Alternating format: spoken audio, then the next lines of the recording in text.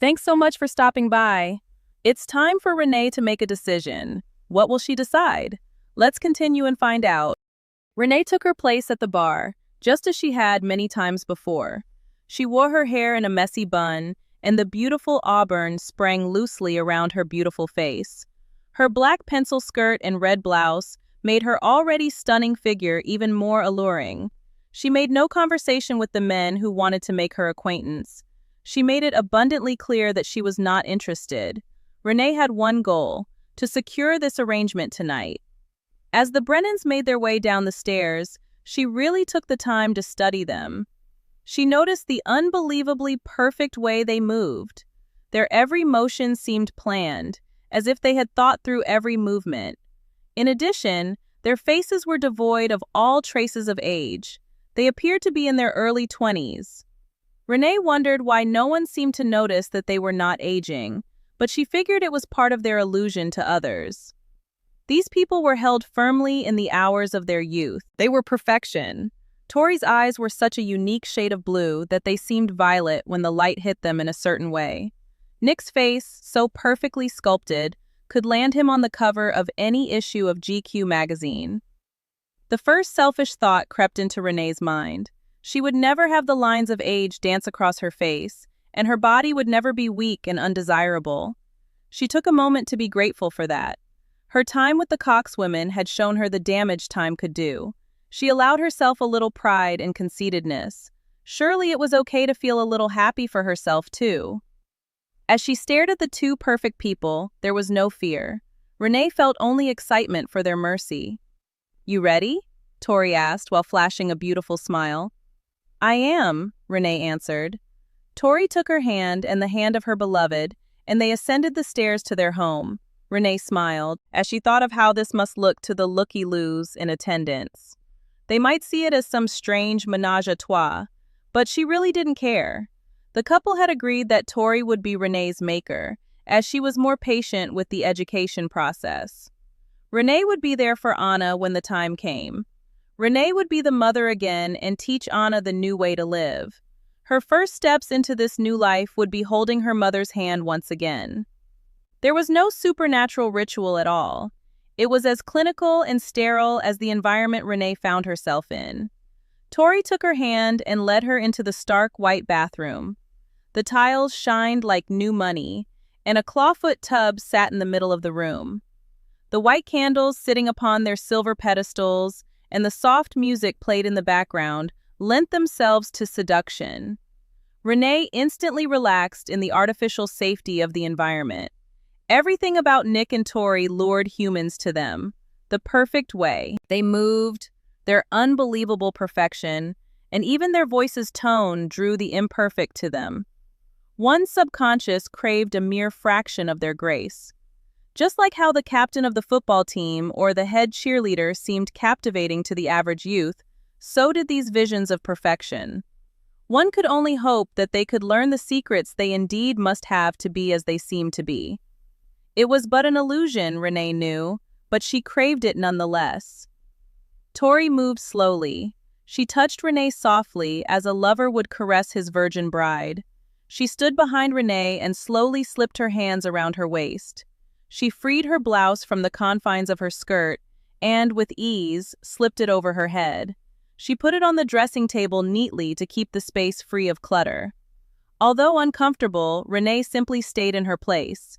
As she felt Tori unfasten her undergarment, she felt her face flush, and knots grew in the pit of her stomach. Renee's upbringing was abundantly clear on the act of same-sex relations.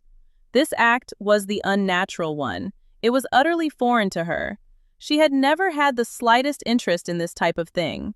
But, 31, Julie Troutman, The Farm. She found herself intrigued by it. As she reflected on this later, she found it amusing that her turmoil was not that an undead woman was undressing her, but that a woman was undressing her. Tori wrapped Renee's hair and placed it firmly atop her head in a messy bun. Her skirt slipped from her frame, and she stood before this goddess in utter embarrassment. Until this moment, Renee never cared what anyone thought about her looks. She cared now. As Tori disrobed, she couldn't help but look. Tori was perfect, utterly perfect. She had no stretch marks or cellulite, and there were no extra little bits of flesh peeking out from anywhere. Rene felt shame, guilt, and excitement as she took pleasure in her touch. She was exposed and vulnerable, yet she felt free and safe all at once. Bubbles boiled from the top of the tub. A warm, comforting smell of lilac and lavender filled the space. Rene couldn't recall the tune, but she was glad to have it mask the thundering beats of her heart. Rene sank into the warm confines of the tub and felt relief that the billowy bubbles now covered her body. She soon realized Tori was moving in to take her place behind her. Rene found comfort in the fact that she didn't have to look at Tori during the process. She didn't want fear to envelop her. Rene chose to remember all that was to come. If she wished this to be her child's fate, she wanted to know exactly what it would be. She had to know what the experience would feel like, both physically and psychologically. Would fear creep in and overtake her mind? Would she experience sheer terror? Would the pain be too intense for her to recover from it? She had to know if she was going to subject Anna to it. Tori offered to mesmerize Rene, but Rene chose not to do it. She wanted to remember it all. She wanted to remember the moment she left her worried mind behind and embraced peace. Rene watched as Tori retrieved a silver razor from the tray by the side of the tub. She watched in terror as Tori ran the blade across her wrist, and the blood danced across the water. Tori placed her hand on Rene's forehead and leaned her back against her shoulder. She put her bleeding wrist to Rene's lips and asked her to drink. Rene took the coppery liquid into her mouth. She made sure she took a sufficient amount. She didn't want to die and stay dead due to a technicality. As Tori moved her wrist from Rene's lips, she held it for Rene to see what was to come. The wound from the bite of the razor's edge slowly sealed itself, and the bleeding stopped. Nothing meant to do her Anna harm would be able to touch her. Anna's own body would counter any attack formed against her. Rene felt a soft kiss on the crease of her neck. The only warning was the grip on her tense shoulders and the sharp pain that seemed to radiate through her body. The blue wells of Rene's body sprayed forth the essence Tori craved. Rene tensed but didn't fight. She didn't scream out amid this ravenous encounter. Rene heard Tori moan and shake as if in the grip of an orgasm. The world went gray, then black. There was nothing. There was no sense of anything as the life flowed from Rene's veins. Rene thought she heard a cracking sound when Tori withdrew her razor-sharp fangs from her flesh. The sound she heard was the sound the neck made when it had reached the apex of its flexibility. Rene knew nothing, heard nothing, felt nothing after Tori released her from life. As Rene opened her eyes, she found herself in a lovely white bedroom. The only colors strategically placed were pops of baby blue, giving it a regal feel. She was clearly still at the Brennan home. The four-poster bed and down comforter seemed rich and luxurious. The artwork seemed older and was of baby blue and pink botanical subjects. Everything screamed class, just as the Brennans themselves did. Rene really felt no different than she did after a nice restful sleep. She rubbed her eyes and sat up slowly. Rene swung her legs over the side of the bed and stretched. Her muscles contracted, then released, and she thought about the lack of pain from stiff joints. Her feet sank in a plush white area rug, with blue and purple butterflies patrolling its borders.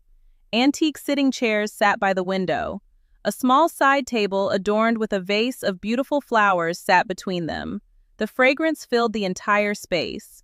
Rene noticed an envelope on the dresser with her name written perfectly on its front. Rene looked for her reading glasses but didn't see them anywhere.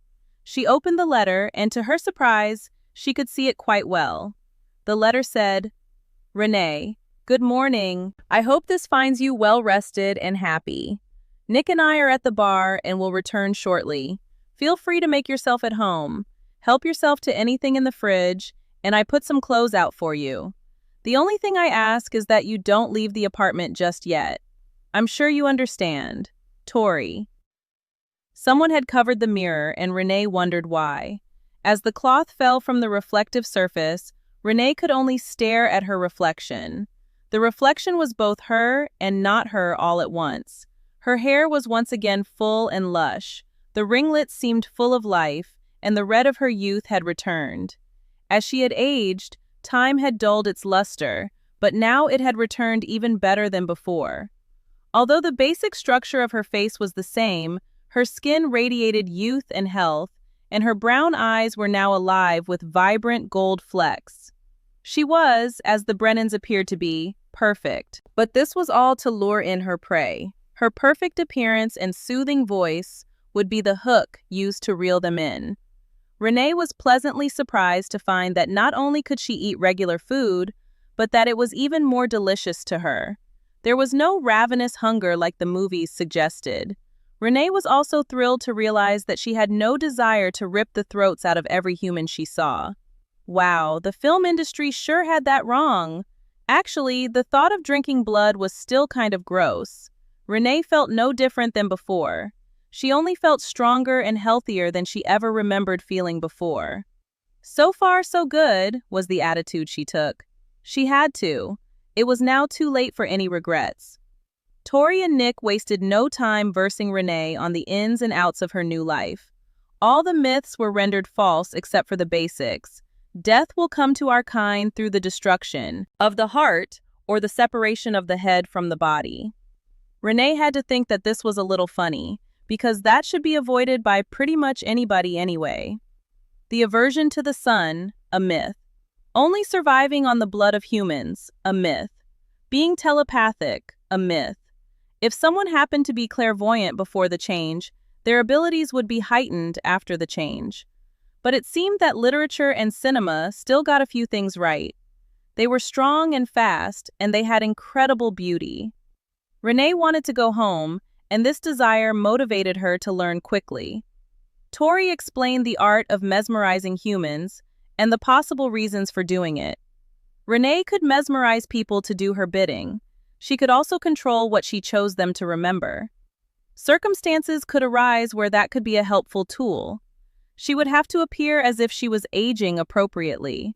She would have to change people's perception of her if she planned to stay in one place very long. She had lived in her small town all her life, and she didn't plan to leave, not ever. This time away was the longest she had been away from her mountain, and she was anxious to return. The mountain always called its children home. Rene decided to play the part of Robin Hood in her new life. She would steal from the wicked and give to the poor, which just so happened to be her family. Rene would mesmerize the evildoers in the area and find joy as they handed their ill-gotten gains to her. She and Anna would never have to struggle again. She would never have to say no unless she needed to for moral reasons. She wanted Anna to have all she needed and most of what she wanted, but didn't want her to feel entitled to anything. Rene believed she would be doing the right thing, taking from these sleaze bags. The more money she took, the fewer drugs they could make. She felt no guilt when she read that some drug dealer was found dead by the local police. Usually, death resulted from not being able to pay a kingpin. No working girl would be willing to work for a pimp who couldn't supply her with drugs or a place to stay. All that took money, and Rene would take it all. She would leave nothing in their pockets when it was time for her to pay her bills. Her shakedowns would be ruthless. Rene understood she could survive on the blood of animals, but she would need human blood every so often. She could get it one or two ways. She could go into the blood banks and take some, or she could simply feed. If she chose to feed, she would have to be very careful in listening to the heartbeat. She could never take the last drop of human blood, or suffering would follow. The last drop housed all the pain, depression, and loss of the person to whom it belonged. It took a very long time to overcome the donor's powerful feelings. Rene could also take from a donor only enough to sustain her and mesmerize the donor to forget about the incident. Rene never planned to kill a human being if she could help it. She would take from the banks, or she would feed and blank them out. There was really no significant amount of insightful wisdom to be gained from the Brennans. The two had no maker, so they could only pass along the information they had gleaned over the years. It was all Rene had to go on, whether it was right or wrong. Thus far, Nick and Tori had managed a very long life, so she believed they knew best. Tori decided Rene had learned all she could from them, and if she agreed to stay in contact, she could go home. That was exciting. I hope you will come back again for the next chapter. See you soon. Bye for now.